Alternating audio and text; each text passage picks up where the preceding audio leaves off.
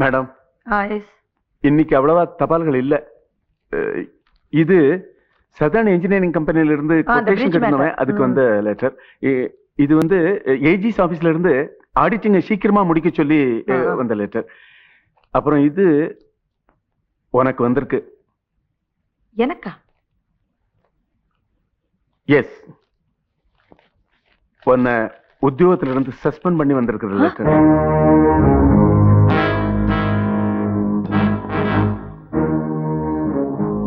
எனக்கும் இதே மாதிரி சஸ்பெண்ட் பண்ணி லெட்டர் வந்திருக்கு. உடனடியா சார்ஜ் அப்துல்லா கிட்ட ஒப்படைச்சிட்டு வீட்டுக்கு போக சொல்லி. யாரு இந்த மாதிரி? அந்தோணி நம்ம 2 பேரை பத்தியும் சர்க்காருக்கு விரிவா எழுதி போட்டுட்டு தான் செத்து போயிருக்கான்.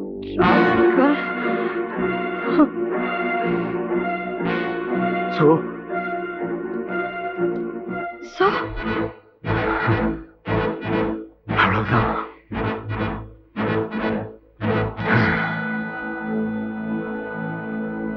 முதலாளி நான் தொழிலாளி, முதலாளி நான் தொழிலாளி, முதலாளி முதலாளி. ஒரு குட்டி வழக்கம் போல ஜெயிலுக்கு போக போறியா? நான் இல்ல, ஜெயிலுக்கு போறது நம்ம விரோதி கருப்பாயி. கருப்பாயா? ஆமா, அரசாங்கத்தையே ஏமாத்தி பெரிய புராடு பண்ணிருக்கா. என்னமோ நம்ம கிட்ட பெரிய உத்தமி மாதிரி சட்டம் தர்மம் நியாயம் இதெல்லாம் பேசினால. அதெல்லாம் உதாருங்க. கருப்பாயி தாழ்த்தப்பட்ட வகுப்பை சேர்ந்த பொண்ணே இல்லையா? பின்ன ஐயர் ஜாதி பொண்ணா? படிக்கிறதுக்காகவே போய் சர்டிபிகேட் தயாரிச்சிருக்காங்க. அவளும் அவங்க அப்பனும். அவ அப்பா யாரு? சங்கர சாஸ்திரி. சங்கர சாஸ்திரியா? டேய், துண்டையடு, கிளி கிளின்னு கிழிச்சிட்டு வந்துருவான். விலகு.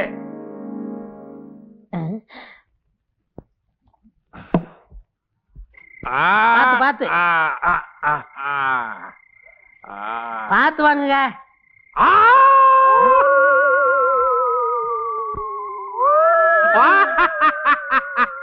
நான் வருவேன்னு தெரிஞ்சு வாசல்லே வந்து நிக்கிறியா? அடியே கருப்பாயி,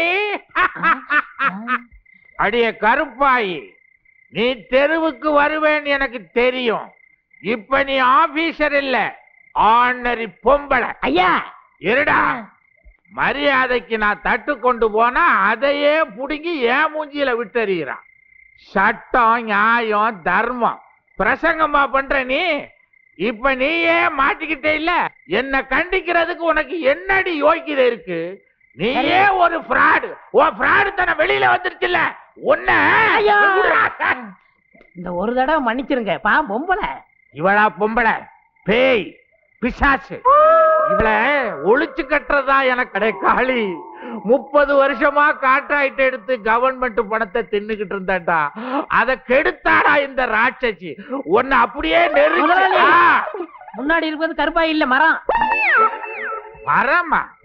ஏண்டா மரமண்ட, முதல்ல சொல்லப்படாதா? என் டைலாக் எல்லாம் வேஸ்டா போச்சே. நீங்க என்ன பெரிய மனோரம் நினைப்பா வசனம் பேச? உணர்ச்சி வசப்பட்டு உளறிக்கிட்டு இருந்தீங்க. குறுக்க பூந்து கண்ணுடைய கெடுக்கூடாதுன்னு கம்முன்னு இருந்தேன். அப்ப நாளைக்கு வரலான்றியா? ஆமாங்கிறேன். சரி வா. வீடு நாமெல்லாம் எப்படா ராத்திரில வீட்டுல இருந்தோம்? பின்ன திருடிட்டா இருந்தா? பேசுவியா?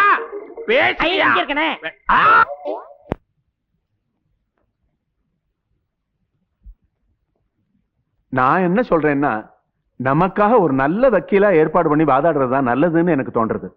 வேண்டாம்ப்பா. குத்தத்துல இருந்து தப்பிக்க நினைச்சாலோ அல்லது குத்தமே செய்யலேன்னு சாதிக்க நினைச்சாலோ தானே நமக்கு வாதாடுறதுக்கு ஒரு வக்கீல் வேணும். நாம 2 பேருமே அந்த குத்தத்தை மறுக்கிறதாவும் இல்ல, மறைக்கிறதாவும் இல்ல.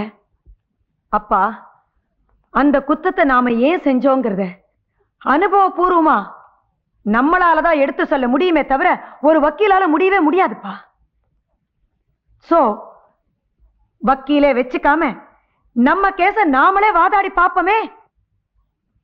யோ, எல்லாரும் அவங்க நெஞ்ச தொட்டு சொல்லுங்கய்யா. கருப்பாய் அம்மாவால தானே இந்த கிராமமே தலையெடுக்க ஆரம்பிச்சதுங்கிறது உண்மையா இல்லையா? அட ஏங்க அவ்வளவு தூரம்? என் பேரன் செல்வா இருக்கானே, அவன் இன்னைக்கு ஸ்கூலுக்கு போய் 100க்கு 100 மார்க் வாங்கலான்னா அது அந்த கருப்பாயம்மா போட்ட பிச்சை தாங்க. புறம்போக்கு நிலத்துல எனக்கு குடிசை போட அந்த மாதிரி தானே பட்டா கொடுத்தாங்க. நான் 1ஆம் நம்பர் குடிகாரன். என் மனைவி தற்கொலை செஞ்சுக்க போனா அவளை தடுத்து நிறுத்தி என்னை இட்டார சொல்லி உபதேசமெல்லாம் செஞ்சது கருப்பாயம்மா தானே. நான் இப்போ குடிய நினைச்சு கூட பாக்குறது இல்ல.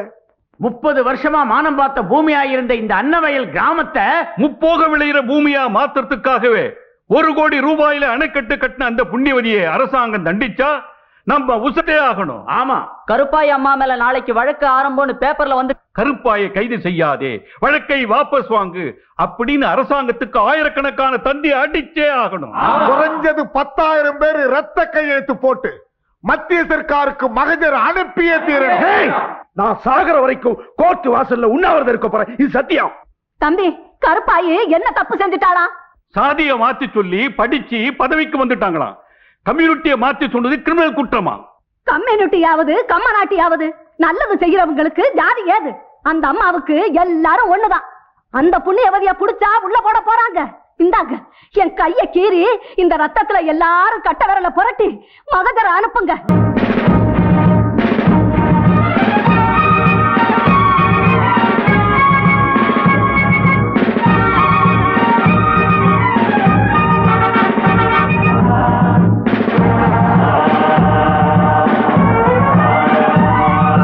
ஜாதி என்னடா ஜாதி, அது ஜனங்களை புடிச்ச வியாதி. ஜாதி என்னடா ஜாதி, அது ஜனங்களை புடிச்ச வியாதி. பிறந்தா அதன் பேர் குழந்தை, போனா அதன் பேர் குழந்தான். போனா அதன் பேர் குழந்தான். வர்ணமும் கிர்ணமும் இடையில வந்தது, இடஞ்சல தந்தது எதுக்கு? அது ஒதுக்கு. ஜாதி என்னடா ஜாதி.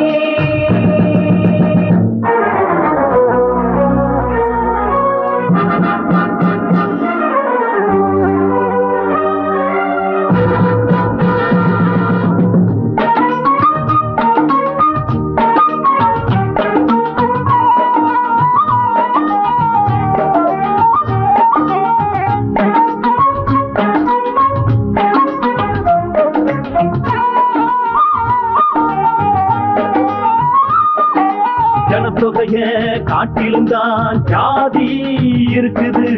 ஜாதிக்கு ஒரு சங்கம் வச்சு சண்டை நடக்குது.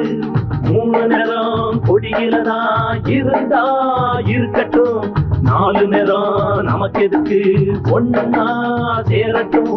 இமயமும் குமரியும் இணைந்திட இருப்பது, இதில் உள்ள மனிதரில் வகுப்புகள் பிரிப்பது நீதியா நீதியா. வாழ்ந்தாலும் இங்கே ஒன்றாக வாழ்வோம், வீழ்ந்தாலும் இங்கே ஒன்றாக வீழ்வோம்.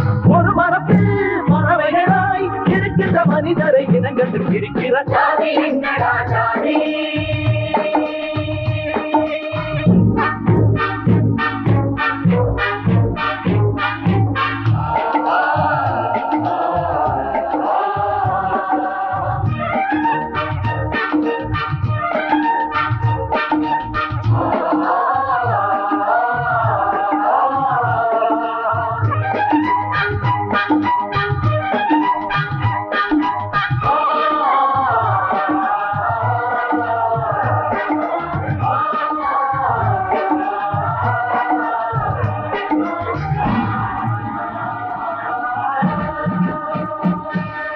அடுத்தவரின் குடிகெடுப்பான் அவன்தான் தாழ்ந்தவன், அழுதவரின் கண் துடைப்பான் அவன்தான் உயர்ந்தவன். இதை தவிர மனிதரிலே பேதம் இல்லையே. இந்தியராய் பிறந்தவங்க ஒரு தாய் பிள்ளையே. புறப்படு புறப்படு போர்தோடு போர்தோடு எழுதணும் எழுதணும் இனியொரு விதி செய்து சமநீதி காணும் சமுதாயம் வேணும். அதனாலிங்கே புது வாழ்வு தோணும். அதுவரையில் உறக்கமில்லை, உணர்ச்சிகள் கொதிக்குது, நரம்புகள் துடிக்குது. ஜாதி என்னடா ஜாதி, ஜாதி என்னடா ஜாதி, அது ஜனங்களை புடிச்ச வியாதி. ஜாதி என்னடா ஜாதி, அது ஜனங்களை புடிச்ச வியாதி. பிறந்தாதன் பேர் குழந்தை, போராதன் பேர் குழந்தான். போனாதன் பேர் குழந்தான். வர்ண வர்ணமும் கிர்ணமும் இடையில வந்தஞ்சல சந்ததி எதுக்கு அது ஒதுக்கு ஜாதி எங்கடா